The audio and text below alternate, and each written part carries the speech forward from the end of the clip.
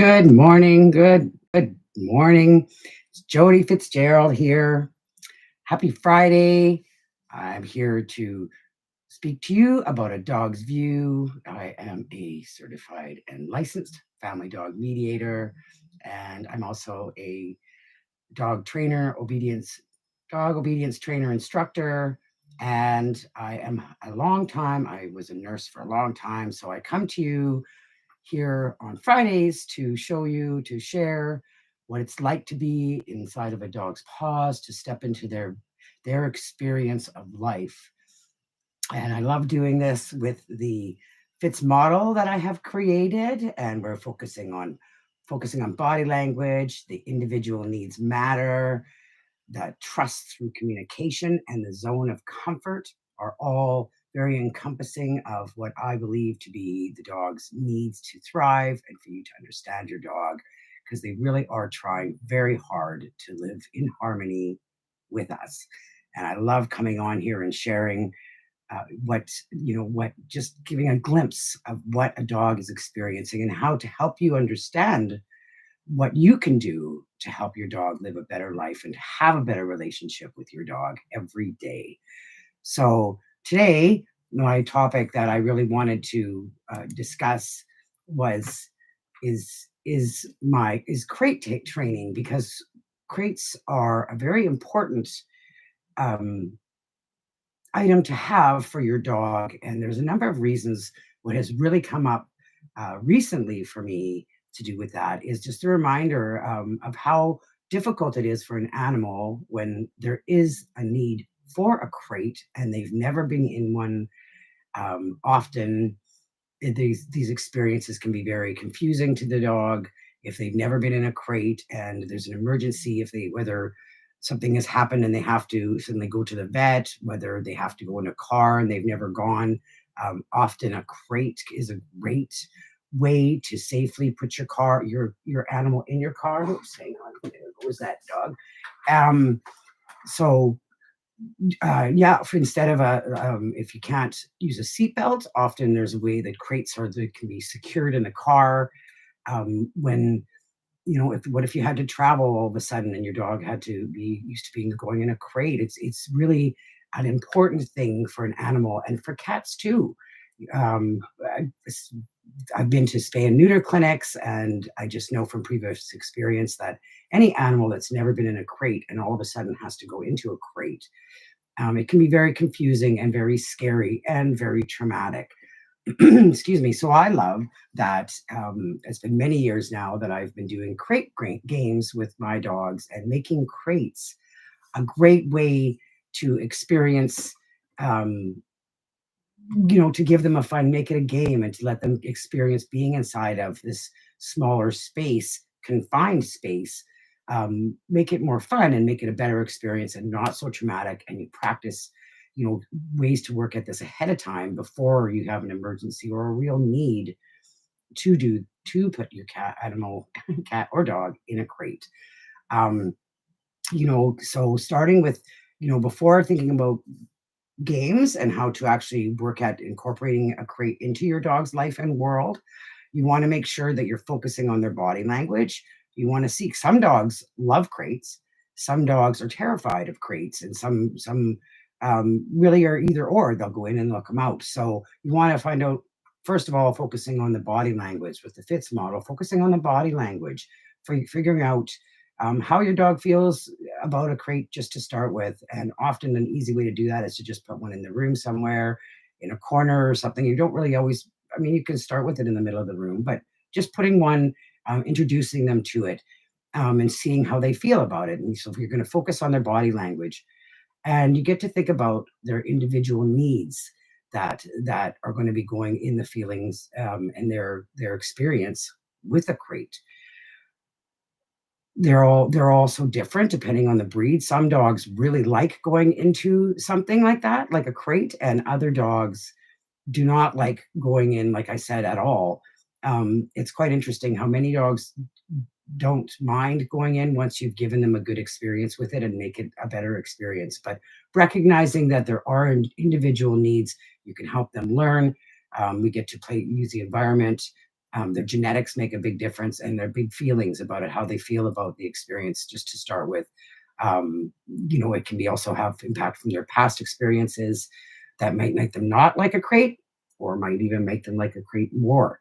You might be surprised. I was surprised with my dogs how dealing with crates, after I had never done it until about 10 years ago, how well my dogs have done with crates. But I've really made the great experiences, and that's why you get trust through communication, through reading their body language, through thinking about what their past has been, and finding the ways that help them to enjoy, to make it a good experience, to make it a fun or a good place. And also thinking about their zone of comfort, right? Making it a comfortable, safe place for them that they'll enjoy being in. Can make it a calm place to rest in. It can really be a very good experience for a dog, when you put some time into it and help them get adjusted to having a crate and being in a crate.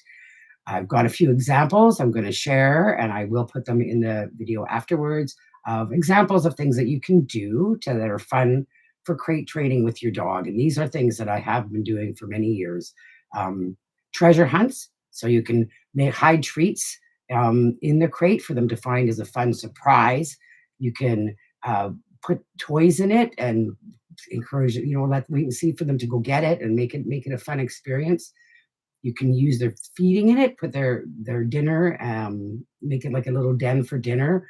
Uh, my dogs definitely get, two of them eat breakfast in their crates with the door open. It's just a good experience, but feeding them inside a crate is a great way to start. Leaving the door open, right? Open door policy, keeping it open, and rewards your dog for going to go when they do go inside it and rest.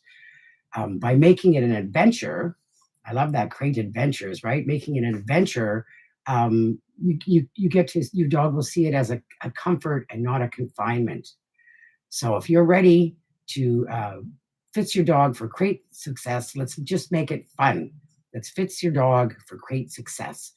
I love the topic. I love thinking about crates. Um, I did have some experiences. Like I said, I've seen dogs. It can be very traumatic to go into a crate for the first time if they haven't been exposed to it and had the experience already. So please share this. I'm going to share my calendar there. Please don't be afraid, hesitate to share this video and to share my appointment calendar there, booking, because I would love to hear from you. Please subscribe to my YouTube channel, support me by doing this. I would love to hear, do you use crates? Do you have crates in your home? Or what do your dogs think of crates? I have Herbie, who spent a very large percent of his early doghood, his early puppyhood, probably, I don't know, 6, 9 months in a crate. So did Chico. But they both, like Herbie, just loves a crate. He still finds it a good place to go, despite what I would describe as a very not good experience. He feels like it's a secure place from that experience, and he it's not a problem at all. It's never been a problem to get him to go into a crate, very willingly. And I like to really encourage and you think about, even if you have multiple dogs, what if you just have one crate that's available for them to just go in and out of and to check out and to make a good game. It can really be a huge, it can decrease your stress if your dog is already exposed to a crate and then you have to put them in a crate for whatever reason it is, whether it's an emergency or whether you're traveling, or just a regular vet check. That's a big, great, very important to think about, a very good reason to be learning how to get your dog comfortable and used to a crate. So let's focus on body language. Let's think about the individual needs of the dog. Trust through communication, trust in the communication that you can learn how to do with them and what they're showing you, and respect their zone of comfort. It's so important to think about all these factors, and I really appreciate you watching. I hope people are getting some use out of this, because I think it's a very valuable ability to be able to support your dog where you need to. We live in a busy society, and we need to sometimes move our dogs without having them always on a leash, and it's would be much easier. It's much better, much less trauma for a dog if you can do it in a crate and if they're used to being in the crate and familiar with the crate. So have a great day. Please subscribe to my YouTube channel. I'd love to get some more support. I want to, it's all about dogs. Our rescues in Manitoba here are overthrown, just full with dogs. We need to get dogs. I want to help them stay in the homes. I don't want you to have to give away your dog. So many dogs are in these teenage years where it's just misunderstood. And unfortunately, crates get overused. And I don't want them to ever be a punishment. The crates don't need to be a punishment. I think that sometimes if you have to give it a break, give them a break or get them away from it, that you can use it. But it should not be a focal punishment space because you want them to like it and be familiar in the crate. So I hope you share this with anybody, and I hope you have a great day. Pass on my name. I'm here to help. I love helping dogs. I love helping people understand their dogs and learn all about them so that they can have a great life together. And you can have. And I know the dogs are waiting. Every dog, they're sitting there waiting. Let's step into their paws and think about that for a little bit. Thanks for watching The Dog's View today, and I hope to see you soon.